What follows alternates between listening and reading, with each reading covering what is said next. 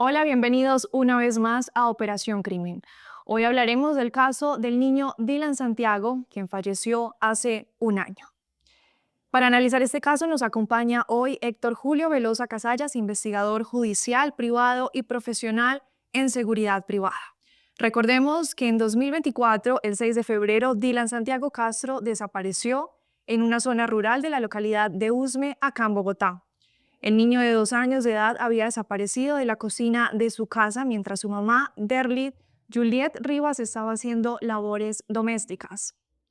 Recordemos que después de días de búsqueda, el 10 de febrero de 2024, un trabajador de la finca lo encontró cerca de un cultivo de papa que quedaba aproximadamente a 1 kilómetro de la casa. Doctor Belisario, Hola Valentina, ¿cómo está? muy bien. Eh, bueno Valentina, hoy tenemos también un invitado muy especial que no solamente se ha dedicado a temas de seguridad privada, sino que conoce muy bien cómo es y cómo se desarrolla la investigación judicial, precisamente por ser también investigador judicial.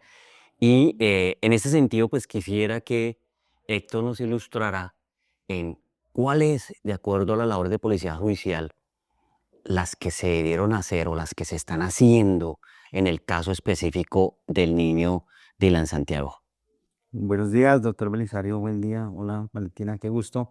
Y a todo el público. Bueno, partiendo de la labor de policía judicial y lo que pasó con respecto al caso, ya prácticamente un año que ha pasado de tiempo y varias labores que se han desplegado por el tema de investigación judicial. Según tengo entendido, también estaba la IJIN y el CTI haciendo varias labores también ahí. Inicialmente lo que se desplegó pues, fue una labor de búsqueda para saber dónde estaba el cuerpo del niño. Luego que ya se recibe la denuncia, pues tienen que hacer una orden ya por fiscalía para que se puedan operar las labores, para que los policías judiciales puedan actuar dentro de esta labor. Hubo un bloque de búsqueda como de 90 personas más o menos, y lo que viene al caso es que en el lugar donde fue encontrado el menor, ya 4 días después, ya habían pasado por ahí, habían realizado una búsqueda íntegra como a ese terreno, porque hablamos de que es 1 kilómetro.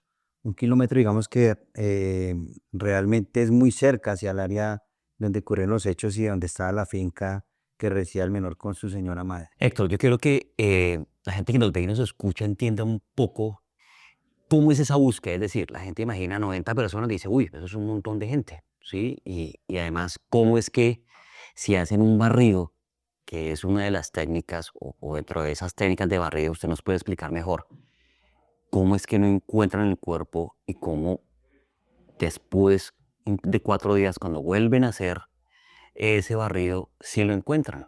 ¿Sí? ¿Qué pudo pasar ahí? Bueno, primero, ¿cómo es la técnica? ¿Cómo es que se hace con todo este equipo de personas?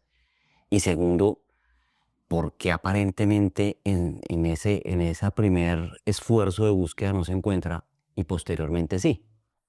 Pues inicialmente es un cuerpo de bomberos, de policía, de ejército que se desplaza en esta zona boscosa. El tema es que la labor de cuando ocurren estos casos en una zona boscosa pues es más álgido, es un poco más complejo por el terreno y demás, y dadas las condiciones. Lo que tiene que hacer es un barrio uniformar sobre la zona, ¿sí? Partiendo digamos que como una espiral de adentro hacia afuera para mirar a ver si hay alguna zona localizada donde posiblemente esté la fosa del menor, o si hay algún movimiento o algún rastro que nos lleve como a saber qué pasó con el cuerpo del menor. Pues llama la atención hipotéticamente de que ya habían pasado por ahí y que luego la persona que encuentra al menor pues dice que estaba en este lugar, cuando ya habían hecho por ahí inspecciones de búsqueda y demás, cosa que deja pues muchos temas abiertos para saber qué pasó, si el cuerpo fue manipulado, si digamos que en el momento que hicieron esa búsqueda, puede ser al otro día, a los 2 días, cuando pasaron no estaba el cuerpo allí, el cuerpo está digamos que resguardado, ¿sí? Y máxime, ya con todos los estudios de laboratorio que ha hecho medicina legal, pues encontrar una serie de evidencias, de elementos materiales que llegan al caso. Ok, pero entonces eso nos está diciendo que, al parecer, Valentina, el cuerpo en ese primer barrido no fue encontrado y que después cuando se encuentra, efectivamente fue puesto el cuerpo del niño ahí. O sea que hubo una manipulación y que fue colocado ahí. Y eso desde la perfilación criminológica pues también nos trae eh, eh, ciertas deducciones. ¿M? ¿Cómo cuáles, doctor? Por ejemplo, Valentina, que quien puso el cuerpo ahí era alguien cercano al menor, que estaba preocupado por la labor de investigación que se estaba haciendo y como una forma de conciencia forense, pues va y simula una escena y coloca ahí el cuerpo del niño para que lo encuentre esa primera persona que tuvo ese contacto con el menor al denunciar que se encontró el cadáver del niño. Que de hecho esto pasa mucho y casi siempre es desde el mismo núcleo familiar que está el victimario. Sí, Valentina, esa es una de las hipótesis, ¿sí? Que sea alguien cercano al niño quien haya dispuesto el cuerpo y lo haya colocado en ese momento ahí, es cierto. Héctor, ahorita tú nos estabas mencionando que el niño pues lo encontraron en una zona rural. ¿Esto tiene que ver a que haya sido mucho más complejo toda la búsqueda? Sí, digamos que técnicamente se llama una zona boscosa, sucede mucho acá en Bogotá, sobre las zonas boscosas que ya muchos cuerpos de muchos crímenes que quedan a la luz pública pero que no se resuelven finalmente por falta de pruebas. Digamos que aquí sí se ha encontrado una serie de pruebas por parte de medicina legal y que se siguen encontrando unas hace 6 meses en un reporte que sacó un medio de comunicación que encontraron unas pruebas también como de violencia en temas y como decía el doctor Belisario, son unos temas premeditados que ya venían y que tienen como una planeación por todo lo que ha pasado en el proceso y qué fue lo que pasó en el momento de la búsqueda también y luego hallar ya el cuerpo. ¿Qué pruebas fueron encontradas? Inicialmente, por medicina legal, un ADN, sí, un ADN que tiene que ver con el padrastro del niño, que fue la persona que informó del lugar donde estaba el cuerpo. Pues esto nos remite a que es una información casi que muy precisa y muy dinamizada, digamos, con el contorno de lo que sucedió con el crimen, que sí fue uno en las circunstancias que pasó. De acuerdo a las investigaciones que se realizaron, ¿qué tiene que hacer la policía judicial? Este es el caso. Llegar al lugar, desplegar todas unas acciones de búsqueda, ¿sí? De mirar testigos, de recolectar una información, una entrevista judicial útil para el caso, de que si hay personas que pueden referenciar alguna información, es decir, un testigo de referencia que de pronto no estuvo en el caso, pero que sabe algo. Digamos que en este caso nos remitimos a que entrevistaron a personas del lugar y que ellos dicen, la única persona que estaba en la casa era la mamá y el niño. Eso es lo que se sabe. Y digamos que cuando estamos en una zona no rural, sino como en este tema de temas de, de fincas y temas que son muy rurales, casi que las personas siempre tienen unos círculos de seguridad. Siempre que ven a una persona extraña que ellos llaman comúnmente en el argot popular como forastero, se dan de cuenta si hay personas sobre el sector o si pasó un carro nuevo que no es conocido en el sector, porque pues allí digamos que es un cultivo de papa, entonces sacan papa, hay vehículos que transitan diariamente o esporádicamente por el lugar. Entonces, trazando como que esa información se empiezan esas labores de búsqueda, a mirar qué fue lo que pasó con la mamá, a ver qué reacción tuvo ella también luego de que informa que su hijo había desaparecido, cómo estaba el niño también, ella pues dice que lo había bañado, que estaba buscando una leña, entonces, ¿cuál es el espacio en el que ella dejó el niño, sí? ¿Cómo es esta ubicación? Todas esas labores pues tiene que hacerlas un cuerpo técnico de investigación, las labores de policía judicial de esclarecer esos hechos y buscar esa información tanto en entrevistas, en fotografías, en inspección al lugar de los hechos. Pero ya luego de pasar pues unos días es cuando hallan el cuerpo y ya empiezan muchas más hipótesis también. Luego viene también un mensaje ahí de una amenaza eh, al padrastro del menor sobre la que ocasionó el mismo padre del menor. Entonces, él es capturado también posteriormente, pero luego lo dejan en libertad porque no hay pruebas sumarias más allá que tengan que ver con el hecho. En la trazabilidad de la información es, él estuvo en el lugar, posiblemente el papá del niño, o no estuvo en el lugar, pues ya con las labores de investigación que hacen en el momento que él lo dejan libre, digámoslo así, entre comillas, es porque no tuvo, digamos que una cercanía al lugar de los hechos, ni nadie lo vio ni nada. Entonces, en ese panorama y lo que se ha venido manejando, pues son hipótesis que han tenido contundencia muy cercana al caso. El otro tema es que también han pasado 4 fiscales ya sobre el caso, cosa que afecta un poco más la labor porque en policía judicial los procedimientos desde una entrevista hasta una inspección o un sistema de informática forense para hacer trazabilidad de lugares, de antenas, de ubicación, pues tiene que ser delegado por el fiscal, que tiene que emprender unas actividades nuevas para que se haga una etapa de investigación nuevamente. Estas labores pueden ser a 15 días, a 30 días, entonces digamos que hay que fortalecerlas cada día más para que los casos tengan un mejor resultado. Pues teniendo en cuenta también de que no es solamente este caso, que cercano a este caso hay 1.500, 2.000 que le toca a cada fiscal y lo mismo a los investigadores. La causa de la muerte del niño Dylan Santiago fue por una encefalopatía hipóxica, doctor. ¿Qué quiere decir esto? Valentina, básicamente que hubo un proceso hubo una acción de asfixia mecánica, ¿sí? ¿Qué es encefalopatía? La encefalopatía, sí, es una afección a nivel del cerebro. Es otra manera de decirle al cerebro, encéfalo, que es la formación final en el cerebro. Y la hipoxia es el bajo nivel de aire o nulo nivel de aire de oxígeno que llega al cerebro. ¿Y eso cómo se hace? A través de una obstrucción. Entonces el niño fue asfixiado mecánicamente. Hubo una cercanía con el niño. Esto el niño no se lo hizo en un accidente, esto no... Mira que hay algo interesante de lo que ahorita nos mencionaba Héctor en las hipótesis. Hubo inicialmente una hipótesis que decía, no, posiblemente el niño huyó de casa. Mira, vámonos a la victimología, al análisis victimológico, Valentina, y tú que has tenido un trabajo cercano con niños, en especial con niños chiquitos, lo puedes saber. Un niño de 2 años no huye de casa. No tiene la estructura cognitiva para hacer ese planeamiento y de manera voluntaria irse de su casa. No. Entonces, descartado.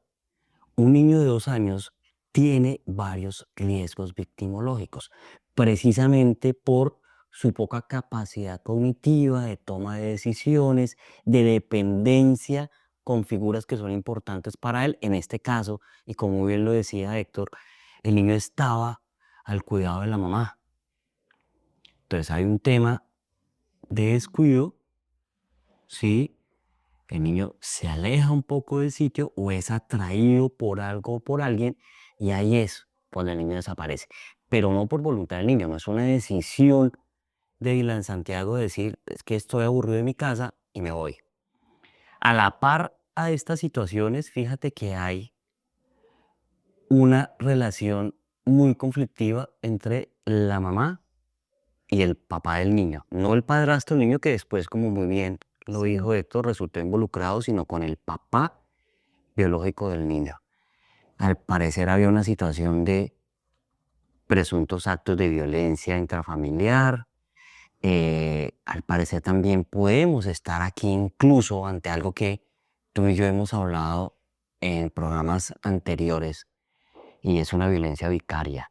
Es decir, cómo uno de los padres para hacer, en especial es el papá, ¿sí? Porque es que la violencia vicaria está enmarcada dentro de la violencia de género. Por lo general es el padre que para hacerle daño, un daño irreparable a la mamá del niño, pues le quita la vida al niño. Está dentro de las hipótesis. Eso también está planteado y es mucho más plausible que pensar o creer que el niño por su cuenta quiso irse de la casa, huir y que resultó por allá en una situación siniestra. Entonces todo eso digamos que hace parte de esos análisis que se manejan y que seguramente la Fiscalía, el Cuerpo de Investigación están trabajando para resolver el caso. Y es que el niño lo encontraron sin pañal, de la cintura para abajo no tenía nada. No se pudo evidenciar muestras de ADN, algo. Pues en lo que se relata y lo que alcancé a investigar de algunos medios y todo, en el tema de medicina legal de la necropsia, y en el tema de fenómenos cadavéricos, que es, digamos que si una persona, por decirlo así, o lo que pasó con el melontes, posiblemente eso pasó hace cuántas horas o hace cuánto le hubiera podido pasar esto al niño.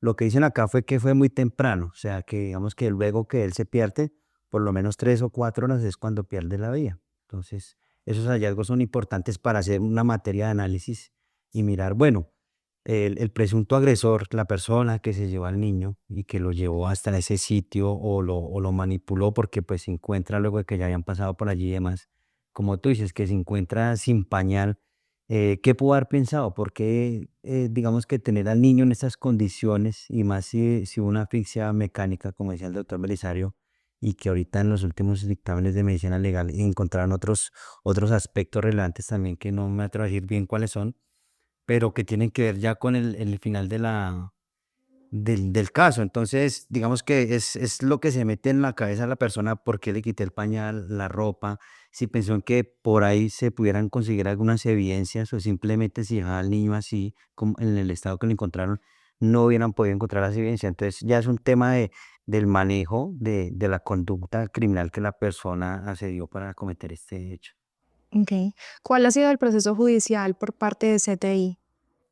El proceso judicial, pues, son los que se despliegan siempre con las labores de actos urgentes, como mencioné hace rato, de ir a hacer esa búsqueda de información, de ir a hacer esa búsqueda de elementos materiales probatorios y de evidencia física. ¿Qué quiere decir esto? Que es un objeto contundente que nos pone en contexto con el delito, con el caso que pasó. Si nosotros vamos a hacer una investigación, tenemos que mirar si hay un elemento material probatorio, ¿sí? Si hay un pañal, si hay ropa, el cuerpo de la víctima, si hay un cabello, todo lo que podamos encontrar como alrededor de ese lugar de los hechos. Pero pues acá, como decía, es una zona boscosa, es un poco compleja, pero sin embargo lo que hallaron recabar y lo que está haciendo el Laboratorio de Medicina Legal en cuanto al menor, pues arrojan unos dictámenes que pueden entrelazar una decisión final, pero quien tiene que analizar esto y mirar el objetivo de estudio de este peritaje será el fiscal. Lo que hacen los investigadores es recolectar todas esas etapas en esa línea de tiempo desde cuando inicia el proceso hasta cuando finaliza y dar un sustento en juicio para saber qué fue lo que pasó y tener unos tiempos estipulados para cada actividad. Eso es lo que pasa con las labores de policía judicial. La tecnología en este caso no funcionó. Pues digamos que inicialmente a lo que pasó con los hechos y demás, por zona boscosa y todo, haciendo esta búsqueda, esta barrera que hicieron, ellos tienen sus elementos tecnológicos, una búsqueda también con animales, con caninos que son formados para búsquedas de personas, de fosas también. Se hace una despliegue, una labor técnica y entre los equipos, pues reservadamente cada equipo se divide para buscar información sobre lo que tenga que encontrar en el lugar de los hechos. Luego ya pues lo que nos apoya en materia de criminalística del laboratorio es medicina legal, que ya con lo que hayan con el cuerpo del menor y todo, pues empiezan a hacer estos estudios para saber qué pasó con este cuerpo. Si tiene algunas señales de de agresión, si ingirió una sustancia tóxica también, que al parecer dentro de lo que se ha investigado hay una sustancia tóxica cercana que se encontró al lugar de donde estuvo el menor. También hay un tema de un machete que encontraron cerca. Entonces, hay otros elementos. Digamos que sí hay elementos, sí se ha hecho una búsqueda y que la tecnología en temas biológicos con lo que es el laboratorio forense sí ha tenido como un actuar por ese lado. Doctor, ¿es posible uno descifrar el perfil del asesino de este caso? Más que un perfil de el presunto agresor, sí podemos tener algunos elementos característicos o caracterológicos de quién pudo haber cometido este crimen. Así como Héctor nos hablaba de que hay una evidencia física, de que hay una evidencia biológica, unos indicios, ¿sí? Materiales, de elementos materiales, pues también hay unos indicios de tipo conductual. Entonces, conductualmente, ¿qué nos está diciendo los hallazgos? Que es un hombre quien atacó al menor, que está cercano a la víctima, es decir, es del círculo cercano del niño, que hubo una interacción de tipo sexual o sexual con el menor.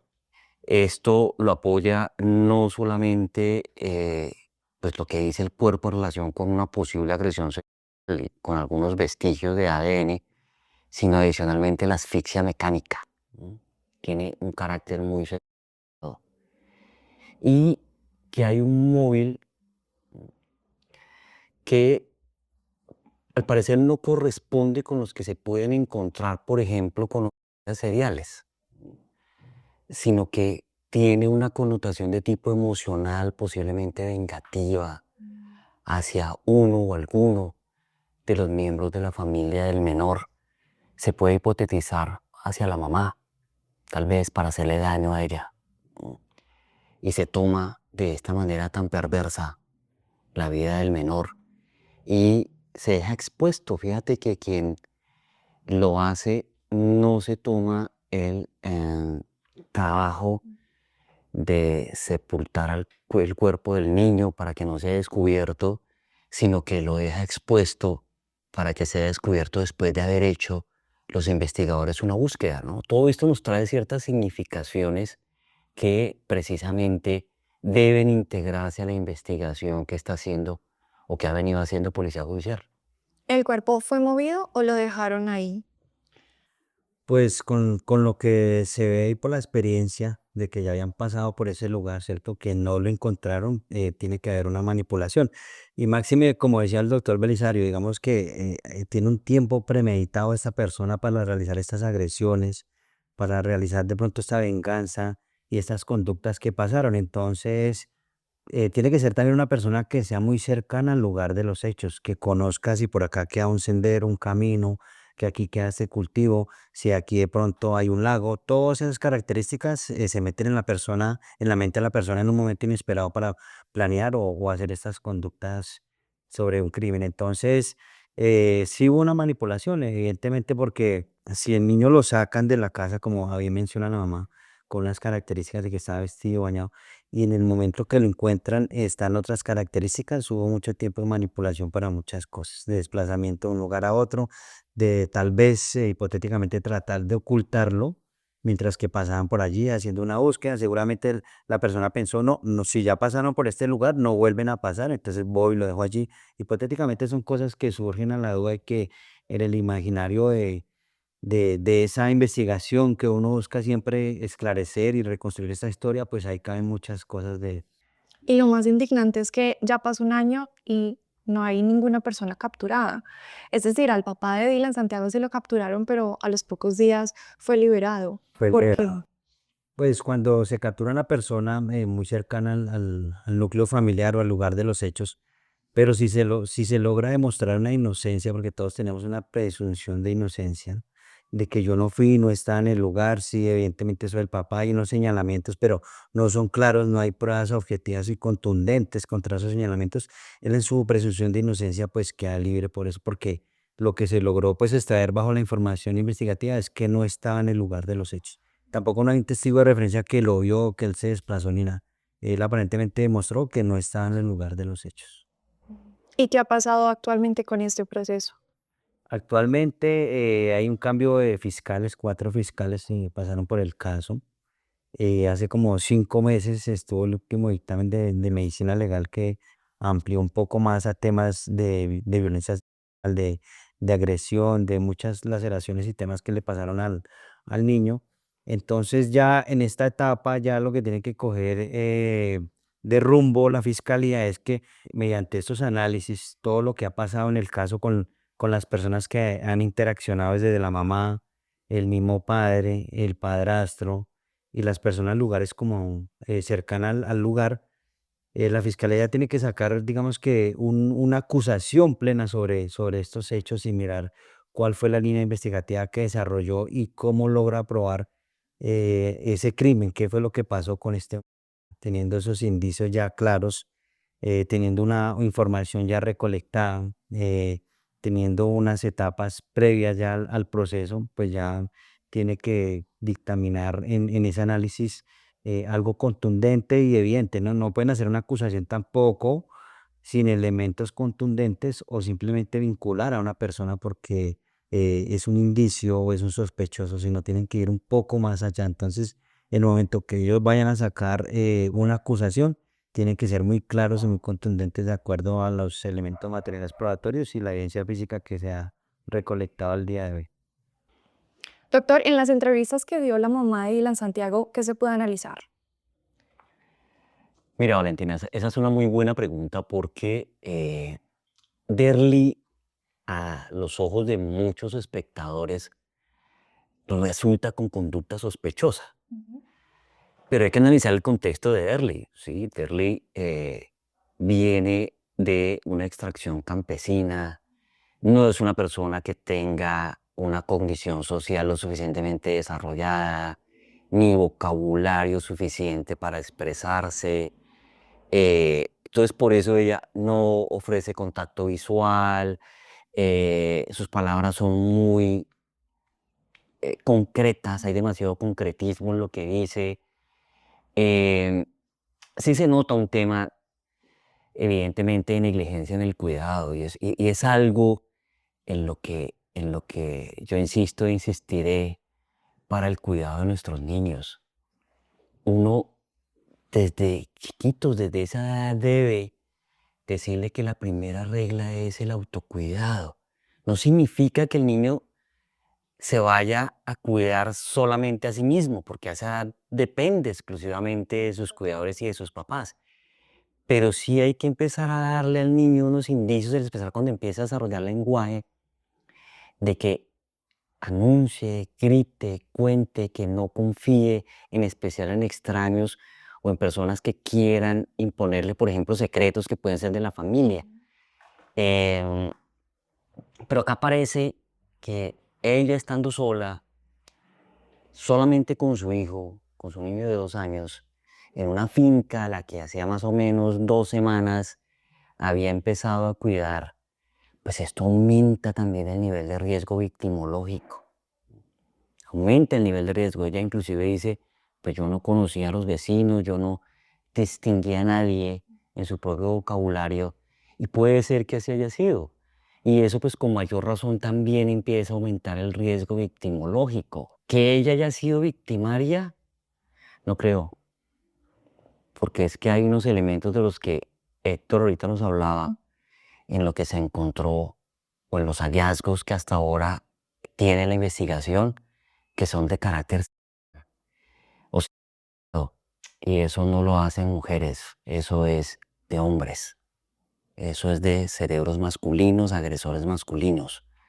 Entonces ahí ya tenemos un sesgo eh, casi que comprobado que nos permite también direccionar el tema de la investigación. Ahorita, ¿qué se podría hacer como investigador judicial? ¿Qué se podría hacer en este caso? En este caso, reconstruir toda la información, digamos que con el tiempo que ha pasado, hay varias versiones, hipótesis, pero cada hipótesis nos deja un pedazo real de lo que pasó con la historia antes y después, ¿sí? Lo que decía el doctor Belisario, pues es muy evidente y muy demostrable en esas conductas por un hombre. Se sabe que esta persona que encuentra al niño había tenido una relación sentimental con la mamá del niño, con él, ¿sí? Anteriormente. Y que en una ocasión ella cuenta, pues íbamos a salir a bailar, íbamos de salida, pero pues no se pudo porque primero mi niño, o sea, con quién lo dejaba y más en una zona en la que estaba ella así, rural y demás. Entonces eso deja muchos sesgos de qué hablar y como empezar a construir más piezas fuera de lo normal y lo que se ha hallado dentro de la investigación en materia de medicina legal y de las pruebas biológicas, evidencias biológicas. También hay evidencias físicas que ya son un poco más contundentes, reales, pero que aquí hasta el momento pues no se han sacado un poco a la luz más allá. Lo importante es que bajo esos indicios hay unas personas sospechosas, una de la cual ya se le libró libertad, que es el papá. Está la otra persona que encontró el cuerpo del niño, sí, precisamente. La mamá también por muchos temas.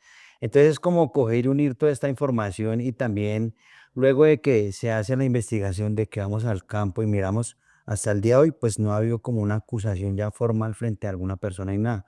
Posiblemente, y no se ha cerrado la investigación, es que en este momento se deben de estar haciendo de pronto vigilancias, temas de interceptación de llamadas y temas que de manera tecnológica, como lo decías hace un momento, nos puede llevar a recabar más información, ¿cierto?